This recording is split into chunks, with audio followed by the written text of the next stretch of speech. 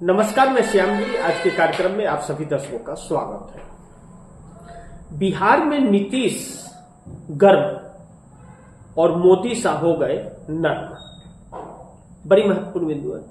बिहार में नीतीश गर्म और मोदी सा हो गए नर्म। परिस्थितियां यूं बदल गई बिहार में अचानक जब नीतीश गर्म हुए। सम्राट चौधरी के बुलडोजर पर नीतीश कुमार ने जो अपने फैसले सुनाए या जो फटकार लगाई, हक्का बक्का से सम्राट चौधरी रह गए। पहली बार गृह मंत्री बने हैं ना, और पहली बार ही नीतीश कुमार से गृह मंत्रालय भी छीना गया है 20 साल में। लेकिन अब बड़ी महत्वपूर्ण यह है कि नीतीश अब कंप्रोमाइज के मूड में नहीं नजर आ रहे, क्योंकि हर दिन नीतीश का जब से शपथ ग्रहण हुआ है, हर एक पल उनके विचार बदल रहे हैं। दो तरफ, एक तरफ तो सरकार चला रहे हैं नई, और दूसरी तरफ 126 के समीकरण पर उनका ध्यान है कि वह समीकरण इधर उधर न हो जाए, यानी कि विकल्प विपक्ष के साथ मिलकर के। और मोदी सरकार जिस तरह से लगातार घिर रही है, जिस तरह से परिस्थितियां बन रही है, और मोदी सरकार में जिस तरह से इस्तीफे का दौर चल पड़ा है और खुलासे एक पर एक हो रहे हैं, तो नीतीश कुमार भी थोड़ा सा अलग रूप अपना दिखा रहे हैं। और एक बड़ी महत्वपूर्ण बिंदु कि भले एसआईआर को लेकर के ललन सिंह ने पार्लियामेंट में जो भी बातें कही हो, या मोदी सरकार में रह करके जो भी कह रहे हो, लेकिन ललन सिंह के अंदर भी अब एक डर समा गया कि भाई मोदी के साथ तो अपना राजनीतिक करियर सही नहीं है। मोदी के साथ रहने में राजनीतिक करियर जो है वह खत्म हो जाएगा आने वाले वक्त में। इसलिए समय की तलाश करो, विकल्प जैसे मिलता है छोड़ दो साथ। यानी कि इसका मतलब आप दर्शक समझ रहे हैं कि साथ रह करके भी साथ यह नेता मोदी के नहीं है। नीतीश के साथ कहीं न कहीं अपना भविष्य देख रहे हैं, और नीतीश कुमार अब अपने बेटे निशांत कुमार को आगे बढ़ाने जा रहे हैं। पार्टी की कमान निशांत कुमार को देंगे। पहली चीज, अब नीतीश कुमार जो भारतीय जनता पार्टी के पास जितने मंत्रालय हैं बिहार में, उन सभी मंत्रालय में अपने अधिकारियों की जब वहां पर घेराबंदी कर दी, तो अब भाजपा के मंत्री तिलमिला रहे हैं, उनका चल नहीं पा रहा है और वह अपने हिसाब से चला रहे हैं। दूसरा, सम्राट चौधरी, नीतीश ने गृह मंत्री सम्राट चौधरी को जो फटकार लगाई है, और जिस तरह से फटकार लगाई है, शायद मोदी और शाह उनको उस तरह से फटकार नहीं लगाए होंगे अभी तक तो फिलहाल। हालांकि मोदी शाह एक ऐसे नेता है कि जिसकी तुलना किसी से नहीं की जा सकती। तो वो जानते, मतलब आप समझ रहे हैं ना, तानाशाहियों में कि इनकी तुलना में कोई ऐसा नेता नहीं है, इस तरह का तानाशाह अक्रूर। लेकिन नीतीश कुमार गृह मंत्री सम्राट चौधरी को जो बने हैं, डिप्टी सीएम भी है, कहे कि गृह मंत्री अभी नए नए बने हो ना, हाँ, थोड़ा संयम रखो, और यह बुलडोजर जो चल रहा है वह बिहार को मंजूर नहीं। लगाम लगा दो, रोक लगा लो उस पर, लगाम लगाओ, वरना मंजूर नहीं है। यह कौन कर रहा है? नीतीश कुमार बहुत खासे नाराज इस बात से है। अब नीतीश ने मोदी सरकार का साथ छोड़ने का रणनीति तैयार कर लिया है। वह रणनीति साथ छोड़ने का 126 विधायकों की जो सूची है उसमें बढ़ोतरी होने वाली है।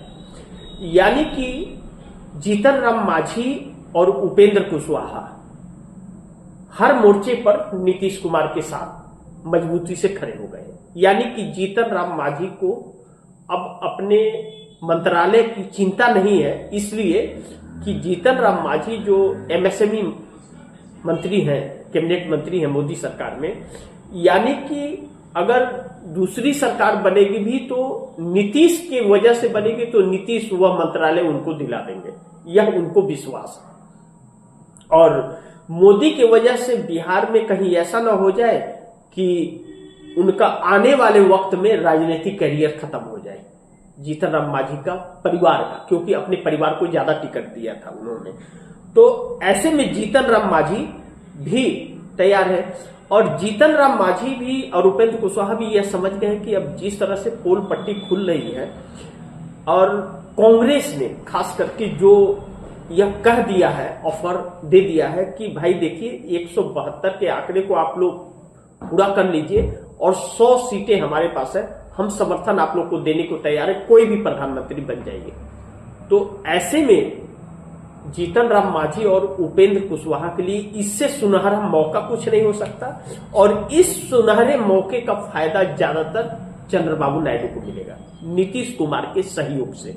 यानी कि चंद्रबाबू नायडू आने वाले वक्त में प्रधानमंत्री बन सकते हैं इस देश के, और उनकी ख्वाहिश भी है। लेकिन अब अगर जो रणनीति नीतीश कुमार तैयार कर रहे हैं कि बिहार की भी सरकार बदलेगी और केंद्र की भी सरकार बदलेगी, अब आने वाला वक्त बताएगा। लेकिन इस तरह की चर्चाएं भरपूर हो रही है। चर्चा का विषय यह बन गया है कि अब नीतीश किसी भी एंगल से विधानसभा के अंदर लगातार बोल रहे हैं, लेकिन किसी भी एंगल से भाजपा के साथ नहीं दिख रहे।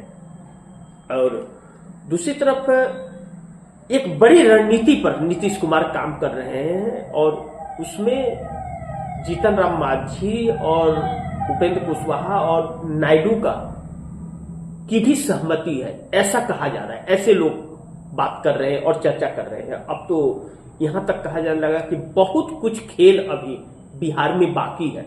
नीतीश कुमार कब मोदी का इस्तीफा करवा देंगे, और मोदी को एक झटके की जरूरत है बस। मोदी सरकार के पूरे पोल पट्टी खुल गए हैं, और नीतीश कभी भी छोड़ देंगे मोदी का साथ, और मोदी सरकार गिर जाएगी कभी भी।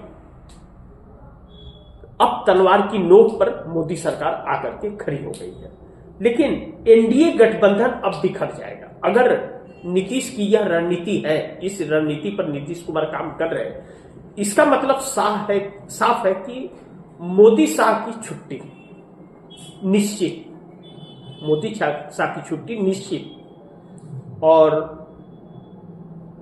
एनडीए गठबंधन के अंदर कोई बहुत बड़ा कुनबा है नहीं, कुनबा बहुत है,